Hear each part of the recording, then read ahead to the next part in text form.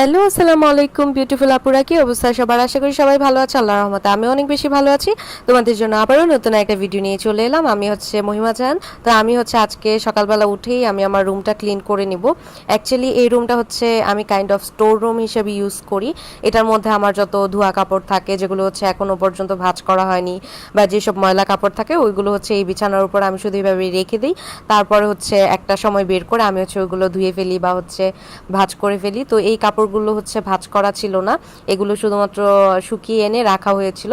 তো এইগুলো এখন হচ্ছে আমি ভাঁজ করে নিয়েছি। আর ওই রুমটা হচ্ছে আমার এখনো ক্লিন করা হয়নি। ওইটার রুমের মধ্যে আমার অনেক অ্যাক্সেসরিজ আছে, অনেক জিনিসপত্র আছে। ওই রুমটা ক্লিন বাদ দিয়ে আমার হচ্ছে দোতলায় যতগুলো রুম ছিল সবগুলোই আমি ক্লিন করেছি, বাট ওইটাই করা হয়নি। যেহেতু আমার ক্লাস থাকে, আমার হচ্ছে এক্সাম থাকে, তো আমি প্রতিদিনের কাজ ওইভাবে প্রতিদিন করতে পারি না। তো আমার হচ্ছে কিছু কাজ এইভাবে রেখে দেওয়া থাকে, যখন হচ্ছে আমি ফ্রি টাইম পাই তখন হচ্ছে আমি করে ফেলি। এইগুলো কাজটা শেষ করে আমি হচ্ছে চলে গেলাম আমার ব্রেকফাস্ট করার জন্য।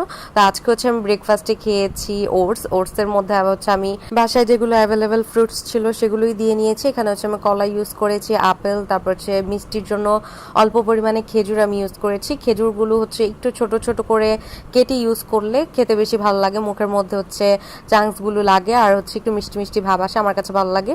তো আজকে হচ্ছে আমি কোনো রকম বাদাম এখানে ইউজ করিনি, কারণ হচ্ছে বাদাম আমি এমনিতেই খেয়ে নিয়েছিলাম। তাই এখানে হচ্ছে কাঠবাদাম বা কাজু বাদাম আমি কোনোটাই ইউজ করিনি, তোমরা চাইলে কিন্তু ইউজ করে নিতে পারো। আর অন্য সময় মাঝে মাঝে আমি হচ্ছে এখানে হানি ইউজ করি, যেহেতু আজকে হচ্ছে আমি খেজুর ইউজ করেছি তাই আর হানি ইউজ করলাম না।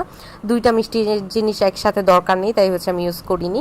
তারপরে আমি চলে গেলাম দুপুরে রান্না বান্নায়। তো দুপুরে হচ্ছে আমি এখানে লাউ শাক রান্না করেছিলাম, তার পাশাপাশি হচ্ছে এখানে এই মিষ্টি কুমড়া দিয়ে মুরগির মাংস রান্না করেছিলাম। তোমরা যারা হচ্ছে এই রেসিপিটা এখনো খাওনি তারা কিন্তু ট্রাই করে দেখতে পারো, ভালোই লাগে। তো আমি হচ্ছে এই মুরগির তরকারিটা রান্না করার পরে শেষে হচ্ছে এখানে একটু চিনি অ্যাড করে দিই, তাহলে হচ্ছে যে মিষ্টি কুমড়াটার প্রপার ফ্লেভার আছে বা মিষ্টি কুমড়াটা খেতে একটু মিষ্টি মিষ্টি লাগে। আর এই সাইডে হচ্ছে আমি আমার ডায়েটের জন্য কিছু পিস মাংস নিয়ে সিদ্ধ করে নিচ্ছিলাম। এখানে হচ্ছে আমি কোনো রকম তেল ইউজ করিনি, শুধুমাত্র মশলা দিয়ে মেখে তারপরে হচ্ছে আমি এটা একটু পানি দিয়ে সিদ্ধ করে নিচ্ছিলাম। আর লাস্টের দিকে আমি হচ্ছে এখানে একটু চা খেয়ে নিয়েছিলাম। দেখতেই পাচ্ছ চা কতটুকু, একদম অল্প চা নিয়েছি, কারণ আমার চা খাওয়ার ক্রেভিংস হচ্ছিল। তাই আমি চিন্তা করলাম যে অল্প পরিমাণে চা খাই যাতে ক্রেভিংসটা দূর হয়ে যায়। অ্যান্ড আমি খুব অল্প চিনি দিয়ে খেয়েছিলাম।